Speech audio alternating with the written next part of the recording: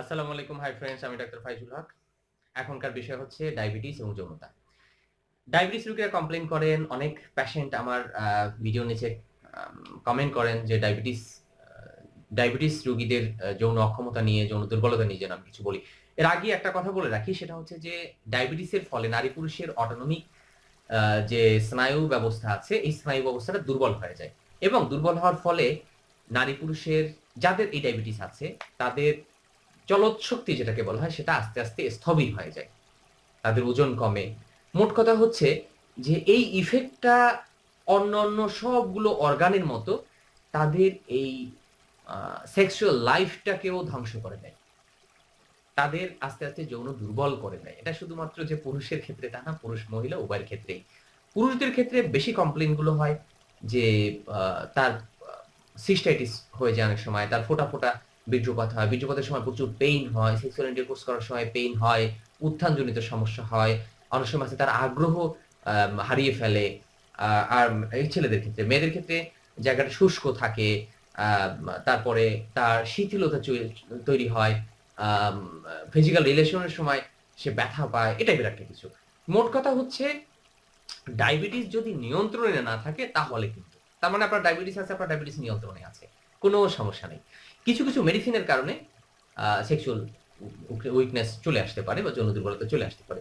যেমন ডায়াবেটিস যদি হয় তখন ডায়াবেটিসের জন্য কিন্তু আ ডক্টর বলে দেয় যে আপনি আজীবন এই মেডিসিন খেতে হবে। তো একটা মেডিসিন যখন অনেকদিন খাওয়া হয়, এই মেডিসিনটা খেতে আস্তে, আস্তে, আস্তে, আস্তে কি করে? যে এইভাবে আ সেক্সুয়াল উইকনেসটা তৈরি করে ফেলে। এজন্য যদি এরকম কারো হয় যাদের ডায়াবেটিস আছে, ১ম টার্গেট হচ্ছে আপনি যদি সেক্সুয়াল লাইফটা এনজয় করতে চান, একটু ভালো থাকতে চান, ভালো রাখতে চান। আপনার আগে আমার ডায়াবেটিস নিয়ে ভিডিও আছে, ওখানেও বলছিলাম 3D ডায়েট, ডিসিপ্লিন, ড্রাগ। এই ৩ টের মাধ্যমে ডায়াবেটিসকে কন্ট্রোল করুন। ড্রাগ কে দেবে? ডক্টর দেবে। আপনি যে ডক্টরের আন্ডারে আছেন, ওই ডক্টর ড্রাগ দেবে। ওই ডক্টর ডায়েটের কথা শিখিয়ে দেবে। ওই ডক্টর ডিসিপ্লিন মেইনটেইন করতে বলবে। আপনাকে এক্সারসাইজ করতে বলবে।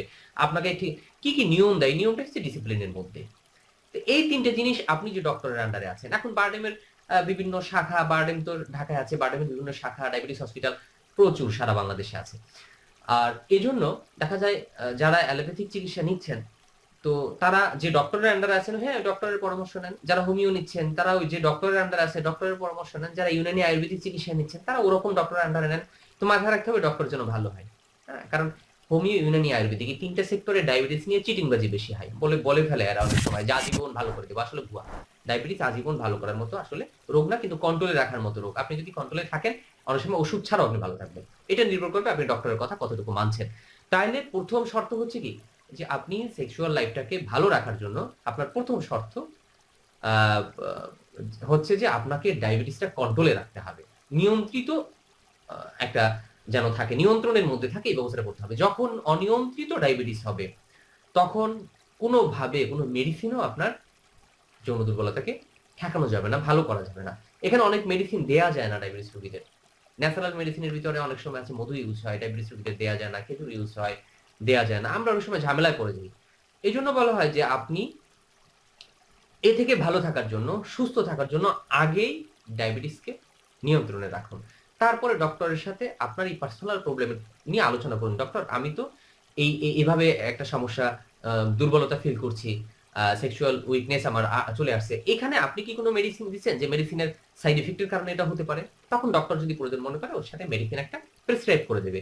কিন্তু কখনো মাথায় রাখবেন ডায়াবেটিস রোগীরা সাধারণত রাস্তার পথে-ঘাটের হাতুড়েদের কাছ থেকে ওষুধ নেবেন না। কারণ ডায়াবেটিস হওয়ার ফলে অনেকগুলো অর্গান দুর্বল হতে থাকে। এর ভিতর কিডনি একটা। নেফ্রন আস্তে, আস্তে দুর্বল হয়ে যায়, নেফ্রাইটিস হয়ে যায়। আস্তে, আস্তে আরো ঝামেলা হয়ে যায়। আর ক্ষতিকর ওষুধগুলো গিয়ে আঘাত করে এই ঠিক কিডনি। লিভার তো আছেই, সাথে কিডনিও। এজন্য ডায়াবেটিস রোগীরা যদি উল্টাপাল্টা ওষুধ খান, কিডনি ড্যামেজ হওয়ার ভয়টা খুব বেশি থাকবে। ভালো থাকুন আপনারা যারা ডায়াবেটিস রোগী আছেন। আগে ডায়াবেটিসকে কন্ট্রোল করুন। তারপর আপনি যে ডক্টরের আন্ডারে আছেন, ডক্টরকে খোলামেলা কথা বলুন। বলুন যে আপনার এই সমস্যা, ডায়াবেটিস কন্ট্রোলে না থাকলে কোনোভাবে সম্ভব না।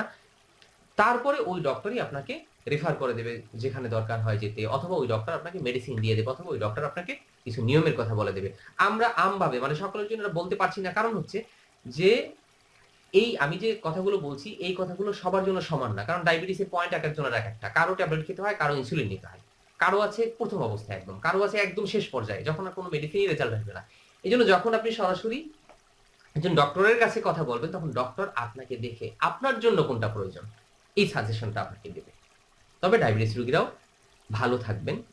অবশ্যই তারা আ খুব সুখের যৌন জীবন যাপন করতে পারবেন যদি আপনি একটু নিয়মের মধ্যে চলেন। আবার মনে রাখেন 3D। আল্লাহ হাফেজ, ভালো থাকবেন। আমাদের ভিডিও যারা এতক্ষণ দেখলেন, যারা চ্যানেলটি সাবস্ক্রাইব করেননি সাবস্ক্রাইব করুন। আবার নতুন ভিডিও নিয়ে আপনাদের সামনে আমরা আসবো। আল্লাহ হাফেজ।